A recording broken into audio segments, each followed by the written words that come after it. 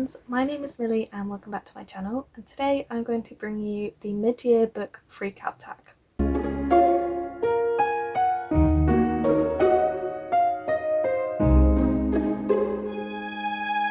So this is actually the first time that I've ever done the mid-year book freakout tag. Obviously I started my channel in March, so I've never done this before and I'm very excited to get into it, to do this for the first time. I love watching these tags on BookTube, so I'm very excited to be doing my own. So let's get into them. The first question is, what is the best book that you've read so far this year? And I have a few contenders, but I do have a very clear winner. So the very clear winner of the best book that I've read so far this year is Funny Story by Emily Henry. Of course it was going to be this. There is not really a world where Emily Henry isn't my favourite book of the year. She's been my favourite book of the year for the last 3 years, I want to say, 2 or 3 years. Happy Place was my favourite book of 2023, and I honestly can't see anything beating Funny Story for the best book of 2024. Funny Story is Emily Henry's 5th book, and I'm just an Emily Henry girly, so I love anything that she puts out. I would read her shopping list, honestly. But this is basically about Daphne and Miles, and Daphne has just been broken up with by her fiance. And her fiance has broken up with her because he wants to be with his best friend. Miles is the best friend's boyfriend, so Daphne has to move in with her ex-fiance's fiance's ex, which is an interesting trope. Honestly, the chemistry between Daphne and Miles in this book is just insane. Emily Henry has a way of bringing out whatever emotion she really wants you to feel, and what I felt with this one was that it is really a book about healing. It's really about healing from heartbreak. I found that Happy Place was more about sort of the actual heartbreak that you feel when you're going through a breakup, and this one was really about the healing and about the finding yourself and loving yourself alone from a relationship. And I just felt it was beautiful. It was just a gorgeous book, and I loved it so much. It was an easy 5 stars. I knew it was going to be 5 stars from the first page, let's be real. And yeah, I just love Emily Henry. I just don't see a world where I don't give an Emily Henry release 5 stars. She's just it for me. So of course Funny Story is going to be the best book that I've read so far in 2024. The second question is, what is the best sequel that you've read so far this year? And I don't actually own this one physically, but it is A Demon's Guide to Wooing a Witch by Sarah Hawley. This is actually the first 5-star read that I had in 2024, and it's no surprise why. This is just a delightful read. This is the sequel to A Witch's Guide to Fate Dating a Demon, which I read last year and absolutely loved. I can't remember if that was a 5-star read or not. I think it was maybe more a 4-star read, but A Demon's Guide to Wooing a Witch, top tier. It's basically what it says on the tin. It's about a demon who wants to date a witch, and they have really great chemistry. It was just a really fun read. These books are just delightful. They're just a really joyful time, and they just make you really happy to read. So I'm very glad that this was a 5-star read, and definitely the best sequel. All of the other sequels I've read so far this year have been good, but none have been a 5-star read like A Demon's Guide to Wooing a Witch was. So it has to be the best sequel. The next question is a new release that you haven't read yet but want to read. And for me, that is going to be When the Moon Hatched by Sarah A. Parker. So I was lucky enough to be sent a very gorgeous proof edition of this, so I'm very thankful to the publisher for sending this to me. I do want to get a finished copy of this at some point, but all of the sprayed edge ones have sold out, so I'm just trying to see if I can find that on Vinted.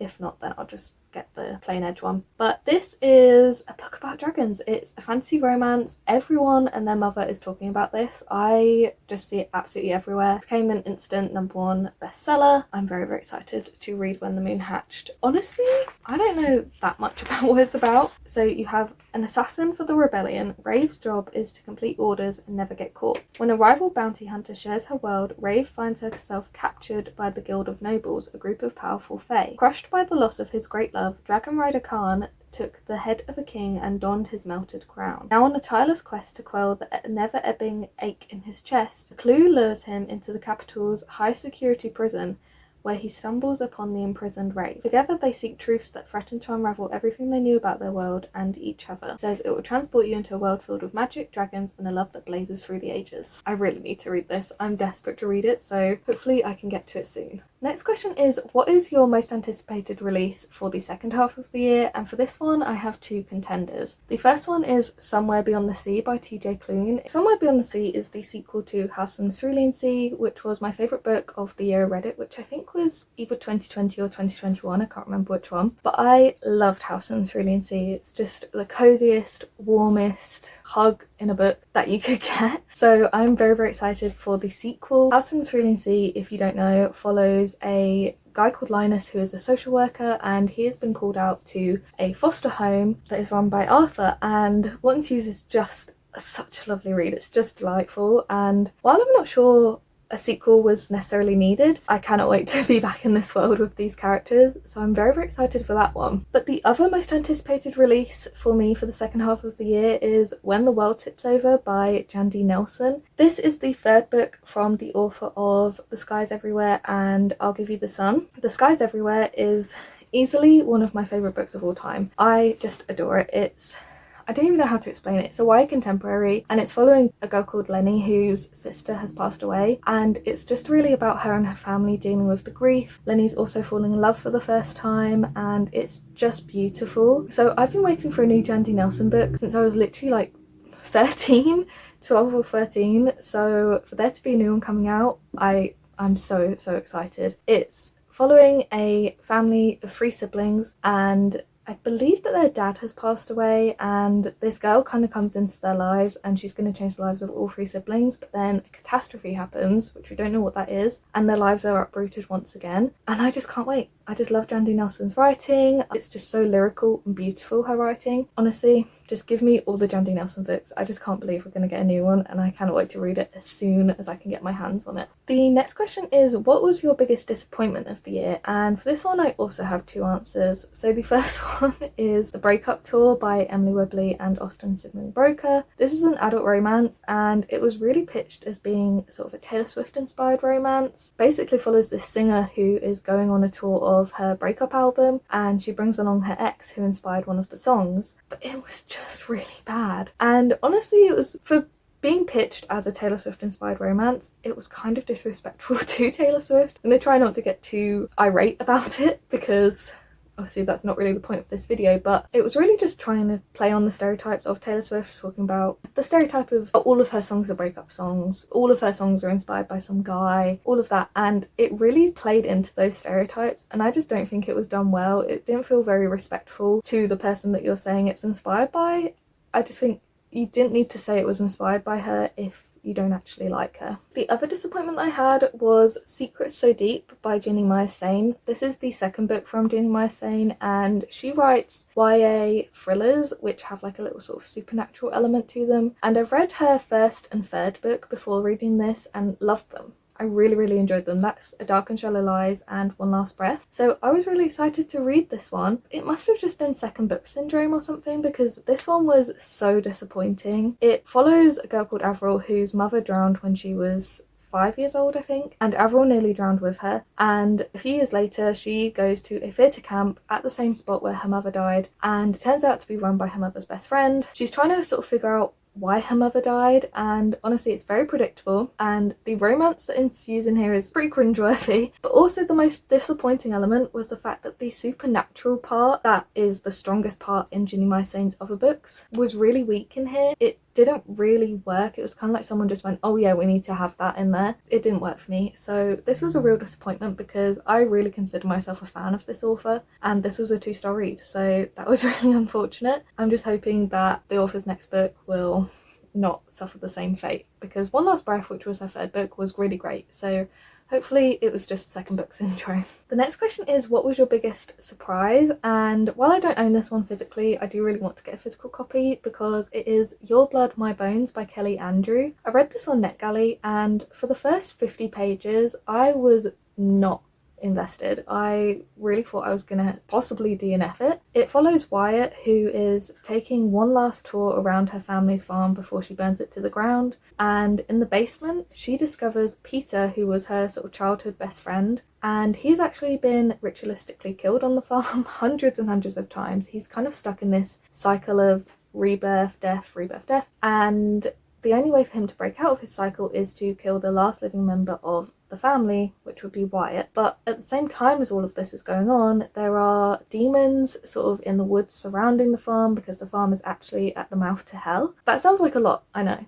And for the first 50 pages, I was just not feeling this book. But after that, I sat down for an hour on the train and literally read through over 100 pages in an hour, and I was gripped. I had chills all over my body from the things that were being revealed, the plot twists, and it was just amazing. It was just such a good book. It definitely had the vibes of My Throat, an Open Grave, which was another 5-star read for me this year. Very creepy, atmospheric, the romance was so good, the bittersweet ending, everything about it just really took me by surprise. I wasn't expecting to love it as much as I did, but it did turn out to be a 5-star read, so I was really happy with that. The next question is, who are some of your newest favourite authors that you've read so far this year? So first of all, we have got Juno Dawson with Her Majesty's Royal Coven.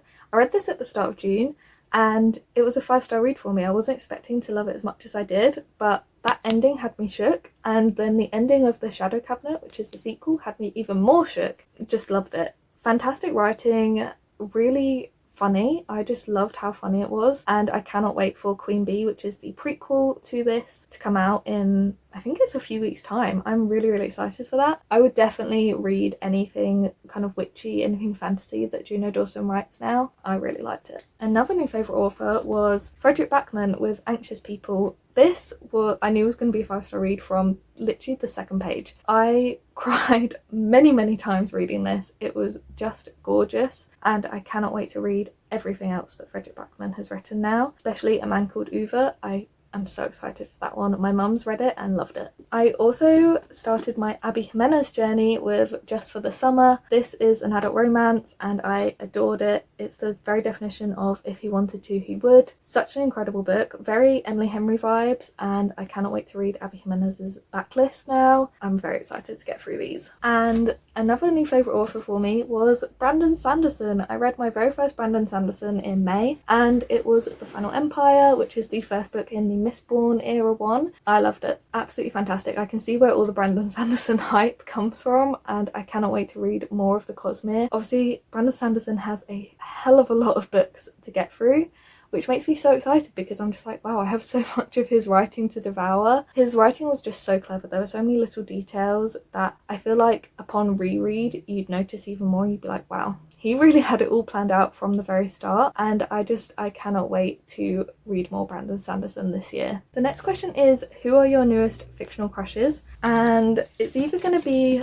Miles from Funny Story or Justin from Just for the Summer. Miles was lovely and funny story. There he is on the cover, and he was just delightful. I just adored him. What a man. Justin in Just for the Summer, as I said, the definition of if he wanted to, he would. Acts of service, love language. Both these men, newest fictional crushes for sure. And then the next question is, who is your newest favourite character? Daphne from Funny Story. She is just so me. I just loved her. She wants to be a children's librarian, and her love for books and for children's books especially just shines through the pages, and I just adored her. And her approach to heartbreak as well, I thought was just lovely, and the kind of parental trauma that she has and how she deals with it, you gotta stan her. You gotta. Next question is a book that made you cry, and for me it's got to be Anxious People by Frederick Backman. As I said, I cried multiple times while reading this. I cried from like the second page. I cried reading the whole last chapter. It was just fantastic. I cannot count how many times I cried reading this book, and it's not even necessarily a particularly sad book. I don't know if it was necessarily written to be sad, but it was just how the author approached writing about certain issues, writing about what it means to be human in this day and age. Something about it just really hit me, so I was a sobbing mess reading this book. If you want a good book to cry at, Anxious People is the one. The next question is a book that made you happy, and while there are some fairly easy answers for me with this, for example, Funny Story, Just for the Summer, Demon's Guide to Wooing a Witch. I'm actually going to go with a book that I've just finished, which is Truly Madly Deeply by Alexandria Bellefleur. This is an adult romance, and it is about a woman who is a celebrated author. She's very, very famous, and she ends up going on a podcast. It's like one of the most popular podcasts on Spotify, and the podcast host's brother is a guest on the same episode as her, and what ensues is just a lovely romance. I just absolutely adored both of the main characters, and one big reason why this book made me so happy is that there is no third act breakup. There's no miscommunication. The kind of conflict of the book happens elsewhere, but I loved the romance. It was just a truly fantastic love story. I adored both Truly and Colin, who are the main characters, and they were just fantastic. So if you're looking for a romance book that's just going to make you feel just lovely, Truly Madly Deeply is one to pick up. Next question is your favourite book to movie adaptation that you've seen so far this year, and while it's not a book to movie adaptation, it is a book to show adaptation, and that's got to be One Day, which is based off of One Day by David Nichols. I love this. I cried so much, which I know everyone did. I know everyone who watched it loved it. It's the obvious answer. It's just a fantastic adaptation. Very, very true to the book. I think it did the characters so much justice, it did the author so much justice, and they just handled it brilliantly. It was very well casted, very well written. You felt all the correct emotions at the correct time, and I full on sobbed through the whole last episode and a half. Tears were streaming down my face constantly, so that's got to be the best one that I've seen. I did also really like the butch adaptation of Maxton Hall, but I haven't read Maxton Hall, so I can't compare it to the books, but I loved that show. It was top tier. The next question is, what are the most beautiful books that you've bought so far this year? And while I didn't technically buy them this year, they did arrive this year in March. That has got to be the Illumicrate editions of the Percy Jackson series. This is my favourite series of all time, and these are the most beautiful books I own. They're absolutely stunning. So you've got Percy Jackson Lightning Thief, which they all have beautiful redesigned covers, they all have gorgeous sprayed edges, and they have M paper artwork, beautiful foiling on the hardcover. These are just the most gorgeous editions of any books that I own and will ever own. They are my prized possessions, signed by Rick. And in the first book, I believe it is, yeah, there is a letter from Rick Riordan as well. So these have to be the most beautiful books I own. So you've got the Lightning Thief here, the Sea of Monsters, which is absolutely gorgeous. I love that one so much. Then you've got the Titan's Curse, my personal favourite in the series, the Battle of the Labyrinth, and the Last Olympian. And all of the sprayed edges, I don't know if I'll be able to show you properly, but they actually line up, so just gorgeous. The most beautiful editions that I could ever own. I'm obsessed with them. Illumicrate really outdid themselves with those editions. And the final question is, what books do you need to read by the end of the year? So I have kind of a couple of categories for this question. So I have a 2024 TBR, so 24 books I want to read in 2024. I have quite a few books still on there. I've read probably maybe just under half, but there's still quite a few on there. So on that list we have Once Upon a Broken Heart by Stephanie Garber. I love the Caraval series, so I'm very, very excited to read this one. I know Violet's just read it and didn't really enjoy it, but I love Caraval, so I'm hoping that this will be a win for me. Also on my 2024 list is An Ember in the Ashes by Sabaa Tahir. Naya has been yelling at me to read this series for years now, basically as long as I've known her, so I desperately need to read this. This was also on my 2023 TBR and I never got around to it, so I really need to try and prioritise this one. There are also a couple of series that I really want to start, so of course I want to start the Bridgerton series with The Duke and I. What I really find annoying is this is the only book in the series that I have that has the show tie-in cover rather than the original cover, so I want to try and track down the original cover somewhere if I can. But it's the first book in the Bridgerton series, which is a historical Regency romance series, and I love the show so much, so I desperately want to read the books. I'm sure that I probably will end up liking the show more than I like the books, but I still really want to read them. Another series I really want to start is the Robin Hobb saga. So it starts off with the Farseer trilogy, which begins with Assassin's Apprentice. This is kind of like the classic fantasy series. You know, you've got Game of Thrones, Brandon Sanderson and Robin Hobb. I just have a feeling that I'm going to love Robin Hobb's writing. I have the first trilogy and a couple of other books by her, and I cannot wait to read this.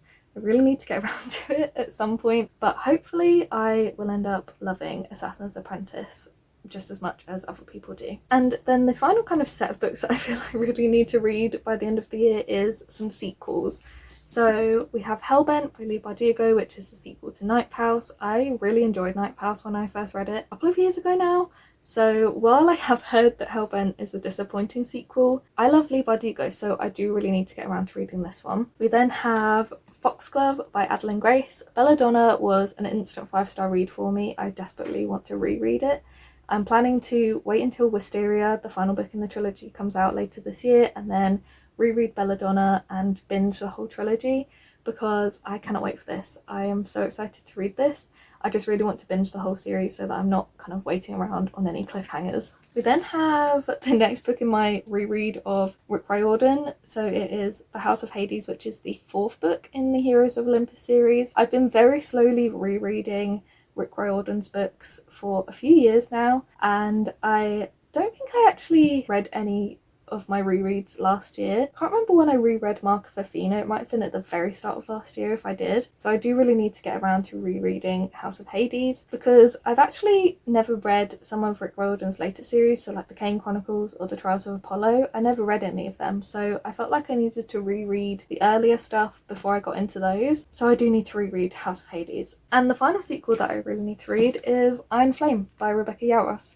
This is the sequel to Fourth Wing. I really enjoyed Fourth Wing. It wasn't quite a 5-star read for me, I don't think, but I did really enjoy it. And obviously the 3rd book in the series has since been announced, Onyx Storm, and Iron Flame has been out for a while. Even my manager, who is not a fantasy or romance reader, has read Iron Flame before me, so I do really need to read this. It's just getting around to it, and it's such a big book. And also there's quite mixed reviews of Iron Flame. Some people love it, some people really didn't like it, so I'm intrigued to find out what I think, but it does make me a bit nervous. So there we have it. That was my very first mid-year book freakout tag. I'm very glad to have finally done this tag after watching it for years, and yeah, I hope that you enjoyed it. It's a really great way to reflect on your reading year, I think, especially to think about what were your biggest surprises and what were your biggest disappointments, because when I was sort of looking at these questions, I was really surprised by what I was sort of thinking about, especially with the surprises. I wasn't really expecting to kind of talk about Your Blood, My Bones, but it definitely was the biggest surprise. And while the other answers weren't much of a surprise to me, I knew Funny Story was going to be my best book of the year so far. I really enjoyed doing this tag, so hopefully you guys enjoyed it as well. And let me know your answers to any of these questions below. What was your best book of the year so far? What was your biggest disappointment? What were your biggest surprises? What books do you need to read by the end of the year? Let me know. If you'd like to follow me on Goodreads or on Bookstagram, the link to those will be in the description down below. And I hope you have a wonderful rest of your day. Like this video if you liked it, and subscribe if you want it, and I will see you in another video soon. Bye!